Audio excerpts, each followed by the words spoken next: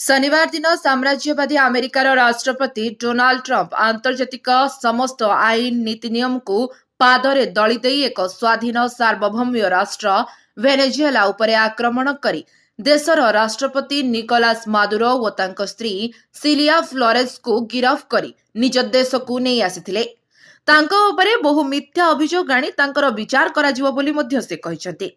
एक स्वाधीन सार्वभौम्य राष्ट्र उपरे एभली अगणतांत्रिक आक्रमण को सारा विश्व रे विभिन्न देश रे कोटी कोटी शांतिकामी मनीष प्रतिवाद करिसंती।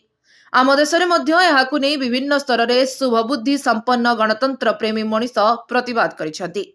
एसयूईआई कम्युनिस्ट पक्षरु सारा भारत वर्ष रे प्रतिवाद परिप्रेक्षी रे आज जाजपुर रोड रो गोपबंधु छक ठारे एक प्रतिवाद सभा राज्य कमिटी सदस्य विजयानंद मल्लिक सभापतित्व रे अनुष्ठित होई जायछि। एही सभा रे राज्य कमिटी सदस्य सुरेश प्रधान, केदारनाथ साहू, जिला कमिटी सदस्य निरुपमा बेहरा, वरिष्ठ संगठक मेघनाथ मल्लिक, अलेख मल्लिक, विजय जेना, शरद जेना प्रमुख वक्तव्य रखी कहिथिले जे वेनेजुएला हेउछि विश्वर तृतीय सर्वाधिक तैल खनिर देश।